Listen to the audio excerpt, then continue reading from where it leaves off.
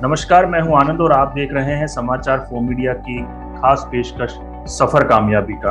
और आज इस कार्यक्रम में हमारे साथ जुड़ रहे हैं आलोक जोशी, जो कि वरिष्ठ पत्रकार हैं और बिजनेस चैनल सीएनबीसी आवाज के संपादक भी रहे हैं। तो आलोक जी, स्वागत है आपका। धन्यवाद आनंद जी, नमस्कार, स्वागत आपका भी जी आलोक जी, आपकी मीडिया में अगर देखें तो एक लंबी जीवन यात्रा रही है। हमारे दर्शकों के लिए चाहूंगा कि आप अपने थोड़े बचपन के बारे में, प्रारंभिक जीवन के बारे में कुछ बताएं और पत्रकार बनने के बारे में आपने कैसा सोचा, जरा उस पर भी रोशनी डालें। देखिए, बचपन आपने मुझे याद दिला दिया और इससे मुझे बड़ी जब मैं याद करता हूँ तो बहुत मजा भी आता है और बहुत तकलीफ भी होती है। दरअसल मैं उत्तराखंड में, अब तब वो उत्तर प्रदेश था, उत्तराखंड डिवीजन था, अब उत्तराखंड अलग राज्य है। वहाँ पौड़ी गढ़वाल नाम की एक जगह है, गढ़वाल का डिस्ट्रिक्ट हेडक्वार्टर्स था पौड़ी। वहाँ मैं पैदा हुआ था और मुझे बहुत, आमतौर पर बच्चों को इतनी चीजें याद होती नहीं है, लेकिन 5 साल की उम्र में हम वहाँ से आ गए थे। लेकिन फिर भी मुझे वो जगह, वो नज़ारे, वो सब अभी बहुत कुछ याद है। और मुझे बहुत तकलीफ होती है कई बार सोच के कि क्यों वहाँ से आकर हम निकल आए। अच्छी भली जगह थी, अच्छी भली जिंदगी थी, लेकिन पिताजी ट्रांसफरेबल जॉब में थे, तो जाहिर है कि कहीं ना कहीं आना जाना। तो उसके बाद काफ़ी भटके अलग अलग जगहों पर। और ये वजह थी कि हमारी माताजी का कहना था कि हम बच्चों को इंग्लिश मीडियम स्कूल में भर्ती नहीं कर सकते हैं, क्योंकि मान लो कल को ऐसी जगह ट्रांसफर हो गया जहां इंग्लिश मीडियम नहीं हुआ तो फिर इनकी पढ़ाई खराब हो जाएगी। बिल्कुल। तो इस वजह से हम जो हिंदी मीडियम के स्कूल होते थे उनमें ज्यादातर उनमें पढ़ाई की है। मैंने सरकारी स्कूलों में भी पढ़ाई की है। मैं ऐसे स्कूल में भी गया हूँ जहाँ बच्चे अपनी चटाई खुद लेके जाते थे और उसको बिछा के बैठते थे। बहुत ज्यादा समय नहीं रहा ऐसी जगहों पे, लेकिन तरह तरह के अनुभव हैं पढ़ने के मेरे पास। तो और इससे आप ये भी समझ सकते हैं कि बहुत एक सिलसिले में जो पढ़ाई होती है वो नहीं हुई है, बहुत टुकड़ी हुई है। और आखिर में जिस स्कूल से मैंने हाई स्कूल किया, लखनऊ आके 1973 में हम लोग लखनऊ आ गए थे और उसके बाद से लगातार पिताजी फिर लखनऊ ही रहे हैं। तो मेरा एक तरह से कहें कि सोचने समझने का, जिंदगी को एक नज़रिए का सफ़र जो है वो लखनऊ से शुरू होता है। और ये आप लोग जब मुझे, तमाम लोग कहते हैं जो बातचीत सुनते हैं, वो कहते हैं भाई लखनऊ का असर दिखता है। मैं है आपका शहर कौन सा है, तो वो मैं लखनऊ, पहला शहर मैं लखनऊ ही बोलता हूँ। इसके बाद बहुत अलग अलग हिस्सों में रहा, तो और भी जगह, अब क्योंकि करीब 16 साल से ज्यादा हो गए मुंबई में बहुत समय रहा। 26 साल बाद पहली बार ऐसा मौका आया है कि मैं लखनऊ में 10 दिन से ऊपर, यानी पिछले 4 महीनों से लगातार लखनऊ में हूँ। तो ये 26 साल बाद हुआ है। जब यहाँ से निकला था 1995 में, तब जाके मैंने ज्वाइन किया था, जब आज तक शुरू हो रहा था, आज तक की हिस्सा था। लेकिन आपने जो पूछा कि पत्रकारिता में कैसे आए, तो ये बड़ा एक तरह से कहिए संयोग जैसा है। बहुत योजना नहीं थी कि क्या करूंगा, ये बहुत कुछ तय था कि क्या नहीं करूंगा। तो सरकारी नौकरी करने की इच्छा नहीं थी, तो उसके इम्तिहान वगैरह भी मैं देता नहीं था। क्या करूंगा सोचता रहता था। विश्वविद्यालय में तमाम दोस्त लोग थे, उनके साथ गप्पाजी होती थी। लखनऊ में उस वक्त एक विचार गोष्ठी का चलन था कि शनिवार के दिन नियमित रूप से बैठते थे, किसी विषय पर चर्चा करते थे। उसके अलावा भी कई ऐसी चर्चाएं होती थी। और उस जो हमारा एक छोटा सा समूह था, मुश्किल से समझिए 10 लोगों का, उसमें से आप ये बड़ा संयोग है कि उसमें से 4 या 5 लोग संपादक हो गए हैं अलग अलग देश के अखबारों में, चैनलों में। तो आप समझिए कि वो क्या तैयारी थी। इसके बाद उसी सिलसिले में बढ़ते बढ़ते हम लोग कुछ अखबारों में लिखना शुरू किया। स्थानीय अखबार थे जो 1985 जनवरी में पहला लेख मैंने लिखा था। बाद इतना लिखने लगा, अमृत प्रभात अखबार निकलता था लखनऊ से, जो बहुत शानदार अखबार था, कि उस अखबार में बहुत लिखता, इतना लिखता था कि उसी अखबार में मैंने नौकरी शुरू की 1987 सितंबर में। तो जो मेरी पहली तनख्वाह मिली मुझे, उससे ज्यादा कमाई उसके पहले महीने मैंने लेख लिख के कर ली थी। जबकि आप अंदाजा कितना पैसा मिलता होगा उस समय, तनख्वाह में भी और लेख लिखने में भी। आज भी कोई आदमी फ्रीलांसिंग करे और अपनी तनख्वाह से ज्यादा पैसा उठाए तो ये बड़ी बात मानी जाती है। तो वहाँ से शुरू हुआ। अमृत प्रभात अच्छा अखबार था, वहाँ कुछ बहुत अच्छे सहयोगी थे जिन्होंने काफ़ी कुछ सिखाया पढ़ाया, और सबसे अच्छी बात यह थी कि वहाँ एक खुला माहौल मिला। जो मेरे पहले बॉस थे राम सागर जी, इधर बहुत वर्षों से मुलाकात नहीं हुई है, वो मुझे, हालांकि मैं ट्रेनी नहीं रहा, ये अच्छी बात बताऊं, करियर में मैं ट्रेनिंग के तौर पे मैंने नौकरी नहीं की, सीधे सब एडिटर कम रिपोर्टर में भर्ती हुआ था। टेस्ट देके, बड़ा लंबा चौड़ा टेस्ट हुआ था, 300-400 लोगों ने उसमें हिस्सा लिया था, 4 लोग रखे गए थे। उन्होंने एक नए आदमी को कितना मौका दिया जा सकता है, कितनी आज़ादी दी जा सकती है काम करने की, ये मुझे वहाँ उस माहौल मिला कि उन्होंने खुल के काम करने का मौका दिया। और मेरी भी क्योंकि बहुत नया जोश था, तो इच्छा थी कि जो भी काम कोई ना कर पा रहा हो या कहें कि ये काम कोई करना नहीं चाहता है, वो काम में उसके लिए तैयार रहता था कि हाँ, आपको जो भी काम करवाना है। दूसरे हमारे बॉस थे विनोद श्रीवास्तव, जो उसके साप्ताहिक परिशिष्ट के संपादक थे, तो उनके साथ दरअसल मेरे बहुत पुराने संबंध थे, क्योंकि लिखने का काम वो ही मुझे दिया करते थे, आउटसोर्सिंग का जो काम होता है। इस वजह से उन्होंने मुझे बहुत आगे बढ़ावा दिया। तो उस जगह से मैं शुरू हुआ। फिर नवभारत टाइम्स लखनऊ में ही ज्वाइन किया। ये दोनों अखबार जो जिनमें मैंने शुरुआती नौकरी की, ये दोनों अखबार 3 साल से कम की नौकरी के बाद बंद हो गए। अच्छा। तो मैंने करियर में शुरुआत में नौकरी से निकाले जाने का जो स्वाद चख लिया था, और एक बार नहीं, 2।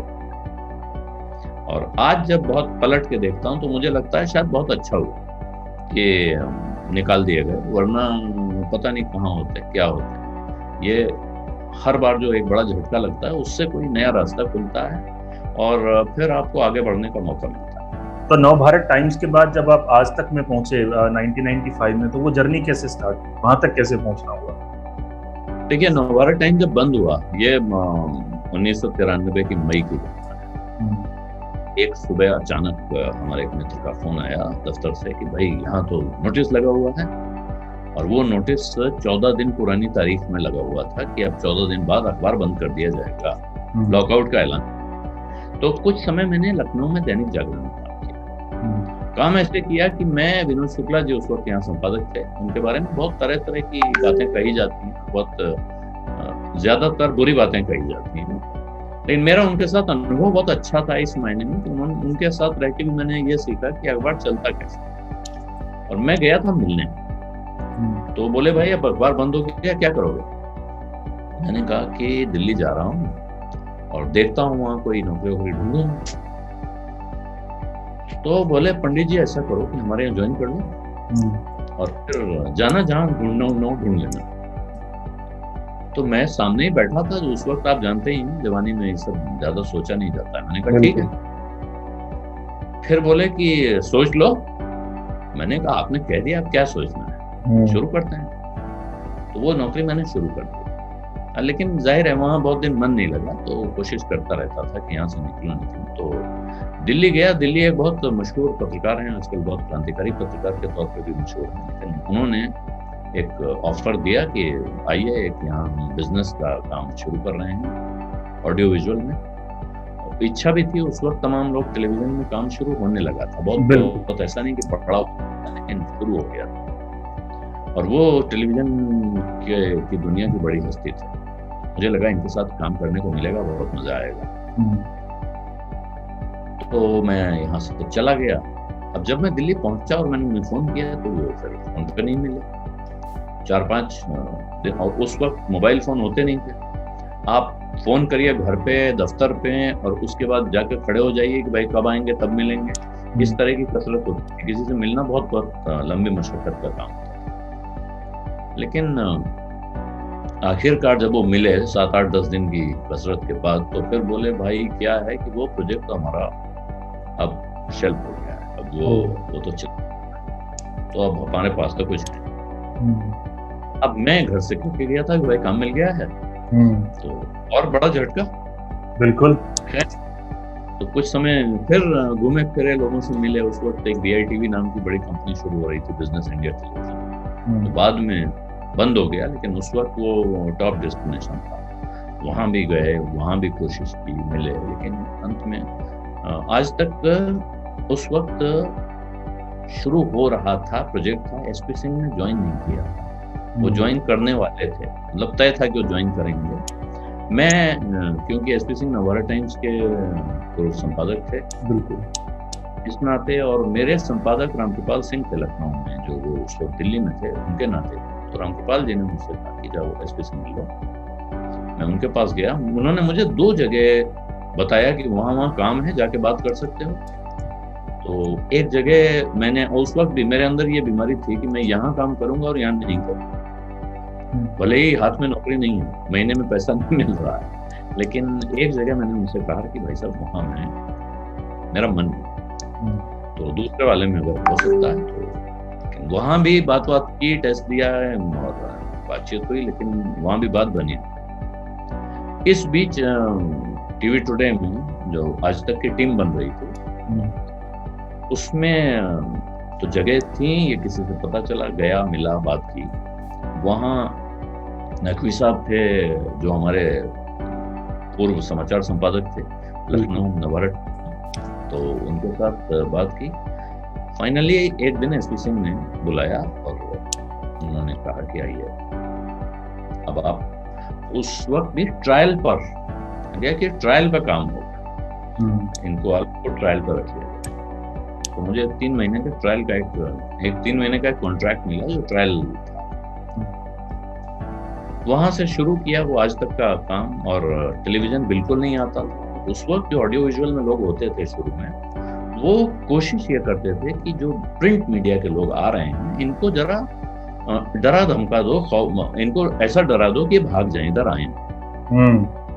पहला शब्द जानते हो, ऑडियो विजुअल है, ये अखबार नहीं है, अखबार नहीं है। हाँ, इस अंदाज में। लेकिन वहाँ हमने अपना धीरे धीरे चीजें सीखी, काम किया, और फिर ये हुआ कि एसपी ने एक दिन कहा, भाई ये जो बिजनेस वगैरह का काम होता है, इकोनॉमी ऑफ बिजनेस का, ये आलोक को सौंप दिया जाए, इसका काम इसी को भेज दिया करो रिपोर्टिंग वगैरह के लिए। तो मैं एक तरह से बिजनेस का रिपोर्टर बन गया।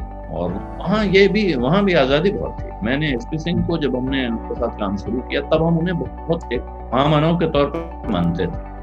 उन्होंने अपने को भारत की हिंदी पत्रकारिता में, या भारत की पत्रकारिता में इतना स्थापित कर रखा था कि हम उनको काफी ऊपर देखते थे। लेकिन जब उनके साथ काम किया, आज तक में 14-15 लोगों की टीम थी शुरू में, बहुत छोटी सी जगह पर सभी घुस के एक जगह बैठते थे।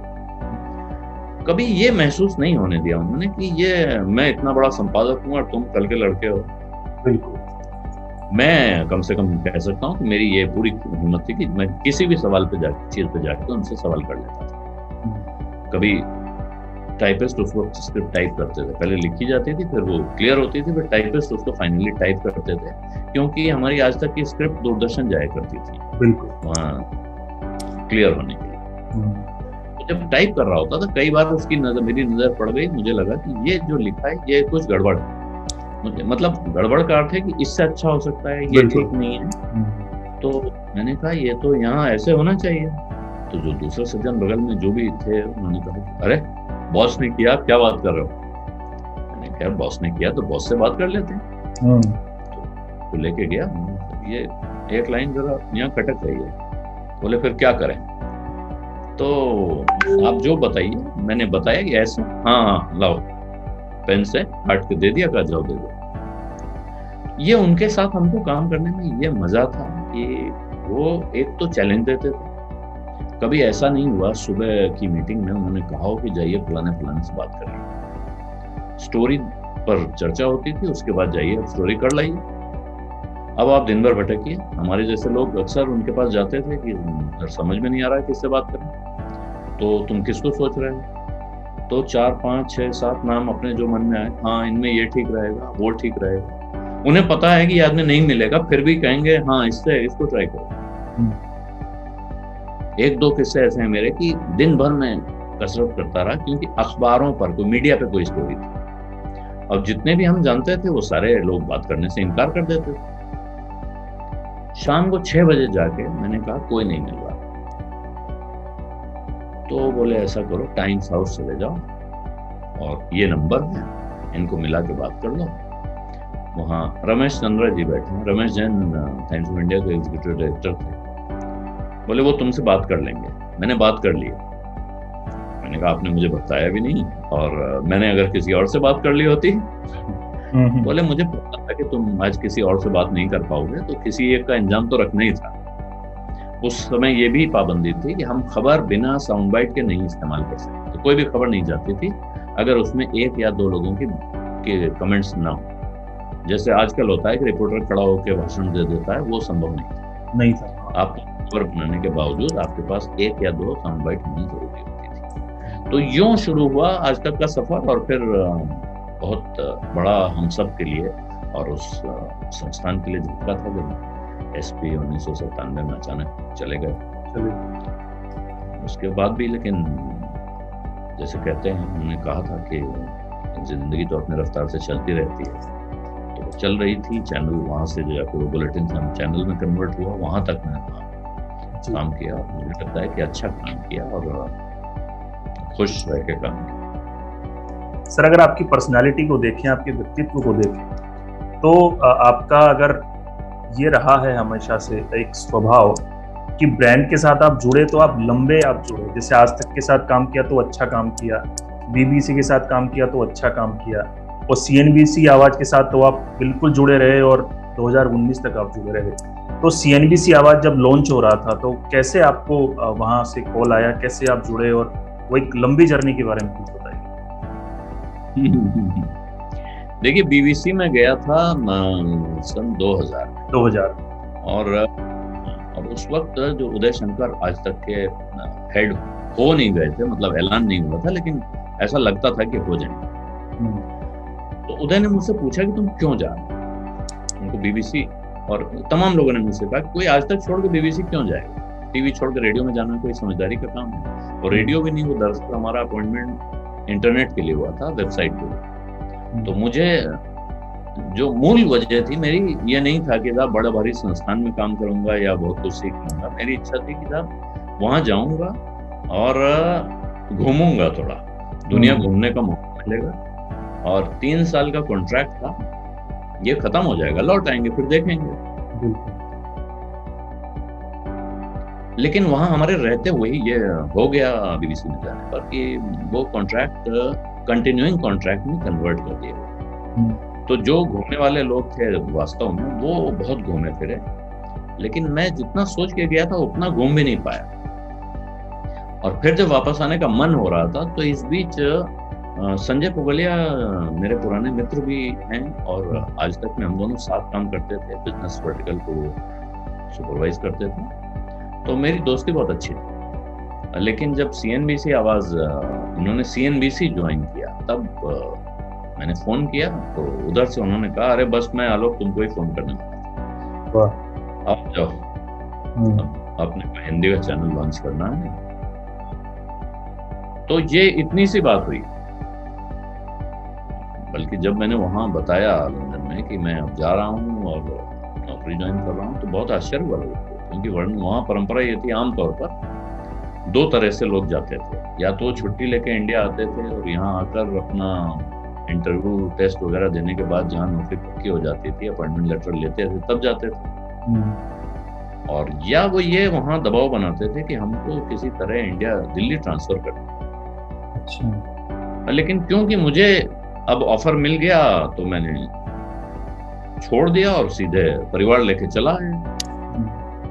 लेकिन जब मुंबई शहर में उतरे हैं और हमने पहला नज़ारा सड़क का देखा और मौसम का, तो मैंने बहुत अपने ऊपर लानतें भेजी और मुझे लगा कि मैंने बाद में संजय से कहा भी, ये बहुत अच्छा हुआ कि मैं आपसे मिलने, देखने, इंटरव्यू देने यहाँ नहीं आया था, वरना मैं मना कर अगर मैं इससे पहले मुंबई आया होता तो मैं शर्तिया मना कर देता, मैं कतई नहीं होता। उस वक्त मुंबई शहर बहुत गंदा भी था, सड़कों के किनारे बहुत झोपड़पट्टियां थी, पूरे एयरपोर्ट से निकलते ही दिखनी शुरू हो जाती थी।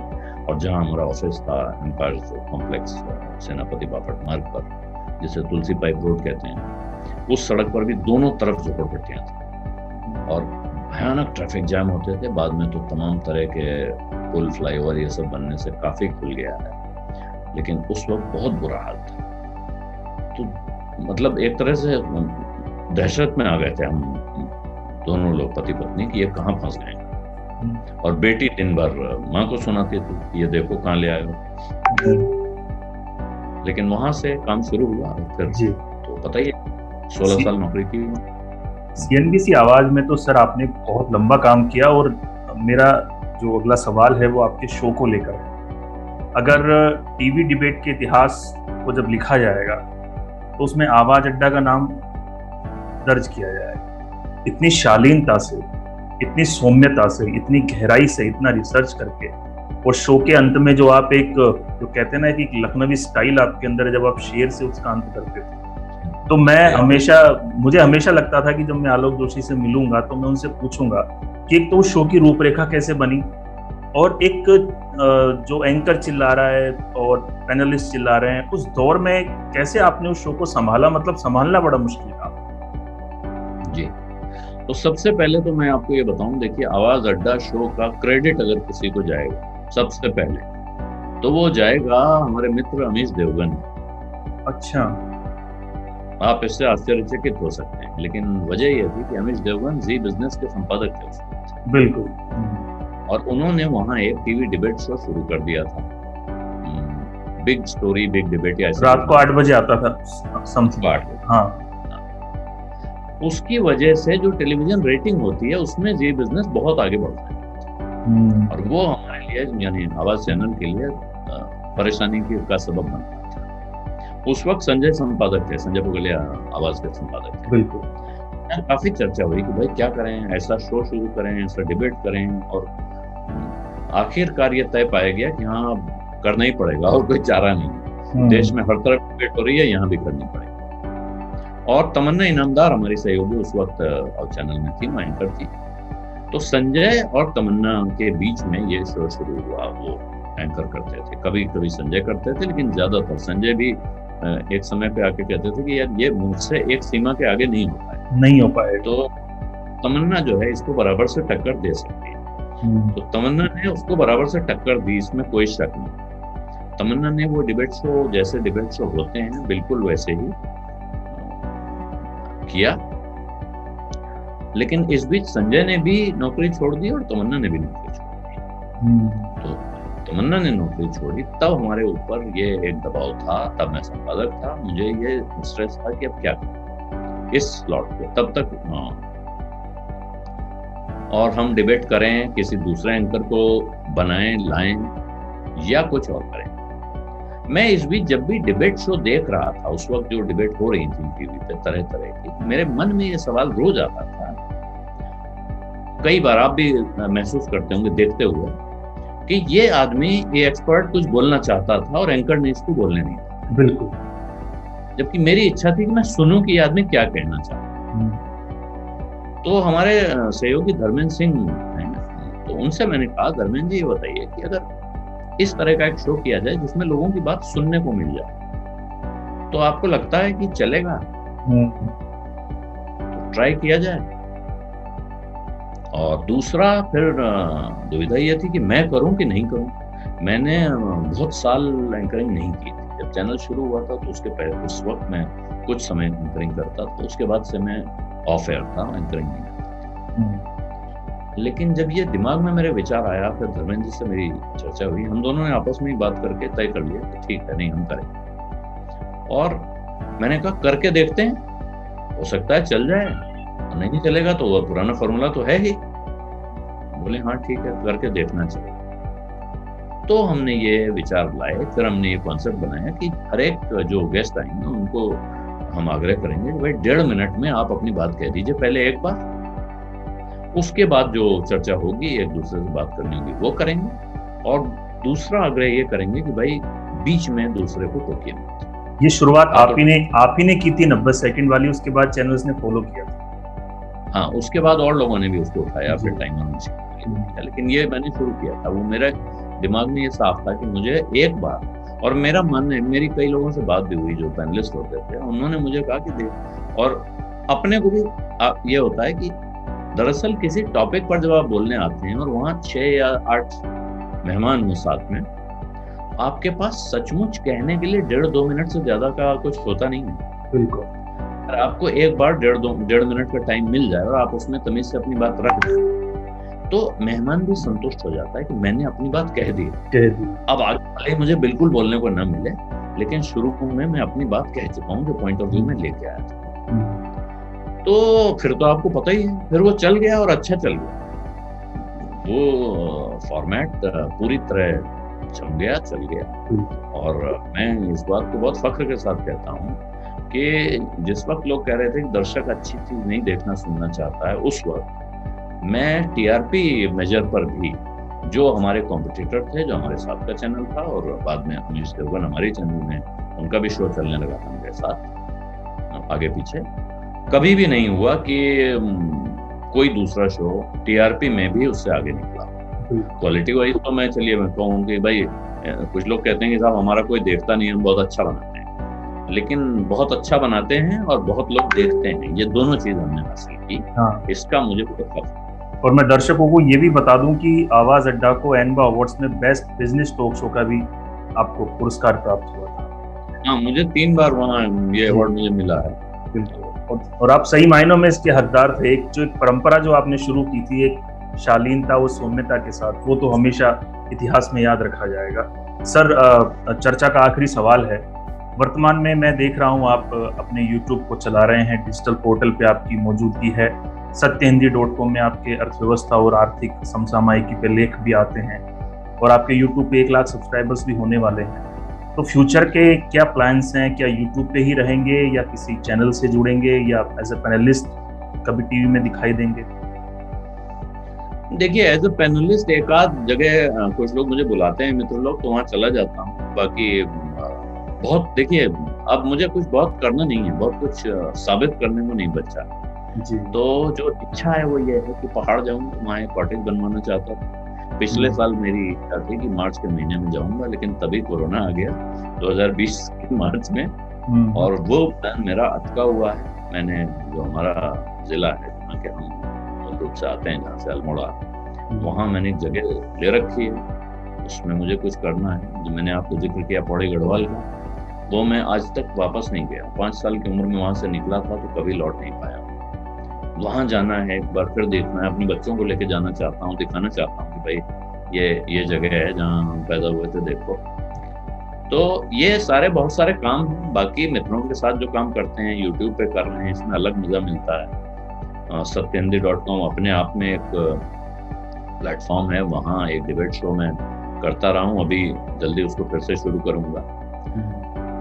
इसके अलावा कुछ लिखना पढ़ना हो सकता है, बहुत रिमोट संभावना है कि किताब लिखने की कोशिश करूं। मैंने कभी सोचा नहीं था, लेकिन इधर कुछ समय से सोचने लगा और एक आध बात भी हुई है, तो वो इच्छा है। बाकी कुछ अपने शौक पूरे करेंगे। अब बच्चे अपने अपने रास्ते पे निकल रहे हैं, वो अपने अपने आज़ाद हैं, तो हमको अब मौके मिले हुए हैं सब कुछ करने के, घूमना फिरना, शौक पूरे करना। चैनल का जहाँ तक सवाल है, तो मेरी कोई अब मतलब इच्छा नहीं है। ईमानदारी की बात है कि मैं जाकर काम करूँ, फुल टाइम करूँ, ये बात नहीं मेरा। कुछ रोल, कोई कंसल्टेंसी, कोई ऐसा जिसको कहते हैं ना कि बहुत ही अट्रैक्टिव ऑफर आ गया, वो वाली बात कोई होगी तब देखा जाएगा, लेकिन वो जब होगा तब होगा। अभी तो ऐसा कुछ ना है, ना मुझे कोई संभावना दिखती। बिल्कुल सर, हमारी भी शुभकामनाएं हैं। आप अपने जन्म स्थान जाइए और वहाँ आप अपना एक कमरे में एक यूट्यूब सेटअप लगा सकते हैं, पूरा स्टूडियो बना सकते हैं, और वहीं से आप अपना काम कंटिन्यू करिए। आपने हमें समय दिया, हमसे बात की। समाचार फॉर मीडिया की पूरी टीम की ओर से एक बार फिर आपको बहुत बहुत धन्यवाद, शुभकामनाएं। धन्यवाद। Thank you sir.